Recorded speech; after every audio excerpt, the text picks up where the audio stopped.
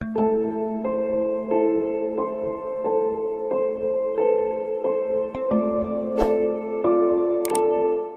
T V دیکھنے والے معزز دوستوں کو میری طرف سے السلام علیکم۔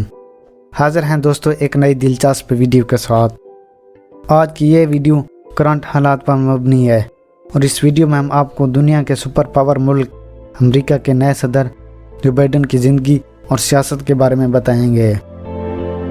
نیز اس ویڈیو میں ہم جو بائیڈن کے پاکستان اور مسلمانوں کے ساتھ ماضی میں تعلقات کا جائزہ بھی لیں گے۔ ویڈیو شروع کرنے سے قبل میری تمام دوستوں اور خاص کر نئے آنے والے دوستوں سے گزارش ہے کہ میرے اس چینل کو سبسکرائب کر دیں اور بیل آئیکن بھی دبا دیں۔ جو بائیڈن امریکہ کے 44ویں صدر منتخب ہوئے ہیں اور اپنے مد مقابل ڈونلڈ ٹرمپ کو شکست دی۔ جو بائیڈن 20 نومبر 1942 کو ریاست پینسلوینیا کے قصبے سکرینٹن میں پیدا ہوئے۔ اس کا والد ایک محنت کش انسان تھا۔ وہ بھٹیوں کی چمنیاں صاف کرنے کا کام کرتا تھا۔ والدہ روایتی مسیحی خاتون تھی۔ جب جو بائیڈن کی عمر 13 برس تھی تو ان کے والد روزگار کے حصول کے لیے خاندان سمیت پینسلوینیا سے ڈیلاویئر منتقل ہو گئے تھے۔ اسی علاقے میں جو بائیڈن نے اسکول میں داخلہ لیا اور اس کے بعد آرچمیر اکیڈمی میں داخلہ لے کر مزید تعلیم حاصل کی۔ کہا جاتا ہے کہ جو بائیڈن خود کو بائی کر کے بتاتا تھا، جس کی وجہ سے اس کا نام یہی پڑ گیا تھا۔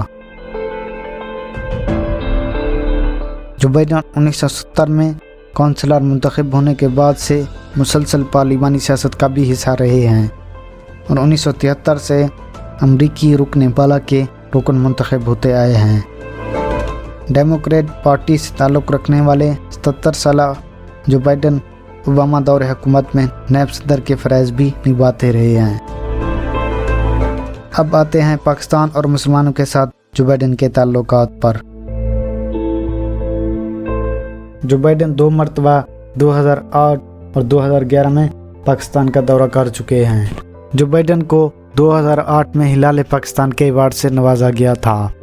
یہ اعزاز سینیٹر جو بائیڈن اور رچرڈ لوگر کو پاکستان کے لیے $1.5 ملین کی امداد منظور کرانے کے لیے کی جانے والی کوششوں کو اعتراف میں دیا گیا تھا۔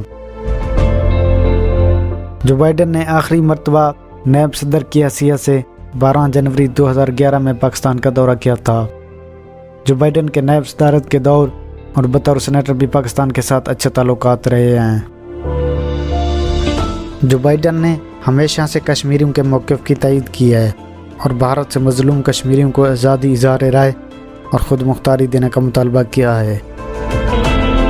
میڈیا رپورٹس کے مطابق جو بائیڈن نے مودی سرکار کی جانب سے گزشتہ برس کشمیر کی خصوصی حیثیت ختم کر کے وفاق کے تحت 2 حصوں میں تقسیم کرنے کے عمل کی بھی مخالفت کرتے ہوئے پرانی حیثیت بحال کرنے کا مطالبہ کیا تھا۔ جو بائیڈن انسانی حقوق کی سربلندی کے لیے کام کے حوالے سے بھی شہرت رکھتے ہیں۔ یہی وجہ ہے کہ روہنگیا مسلمانوں کے قتل عام اور چین میں یغور مسلمانوں پر جبر کے خلاف آواز اٹھاتے آئے ہیں۔ اب ہم آپ کو جو بائیڈن کے کچھ ایسے حالات بتائیں گے جن کو سن کر آپ کی آنکھوں سے آنسو بہنے لگ جائیں گے۔ امریکی نائب صدر اور مستقبل کے صدر مسٹر جو بائیڈن نے اپنے عہدے کی مدت ختم ہونے سے چند روز قبل انکشاف کیا تھا کہ 2 سال قبل جب اس کے جوان سال بیٹے کو کینسر کے مرض نے گھیر لیا تو اس کے علاج کے لیے پیسے کا محتاج ہو گیا تھا۔ اس مقصد کے لیے اس نے اپنا واحد اثاثہ جو کہ 4000 اسکوائر فٹ گھر تھا انہیں پونے داموں بیچنے کا فیصلہ کر لیا۔ قرض وہ اس لیے نہ لے سکا کیونکہ ایک تو اس کی شرائط بہت سخت تھیں، دوسرا اس کی تنخواہ اتنی نہیں تھی کہ وہ اپنی مدت ملازمت کے بعد بھی قرض کی قسطیں ادا کر سکتا۔ گھر کا سودا تقریباً ہو چکا تھا کہ صدر اوباما کو کسی طرح پتہ چل گیا اور اس نے اپنے ذاتی بینک اکاؤنٹ سے جو بائیڈن کی مدد کر کے اس کا گھر بیچنے سے بچا لیا۔ جو بائیڈن کا بیٹا جنوری 2015 میں کینسر جیسی موذی مرض کا مقابلہ نہ کر سکا اور دنیا سے چلا گیا۔ اوباما کی الوداعی تقریب کے دوران یہ انکشاف کرتے ہوئے جو بائیڈن اب دیدہ ہو گئے تھے۔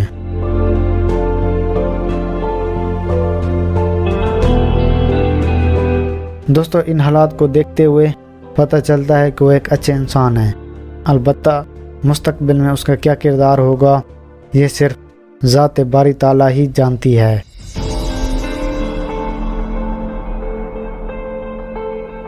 آج کی ویڈیو کا اختتام پذیر ہوا جاتا ہے۔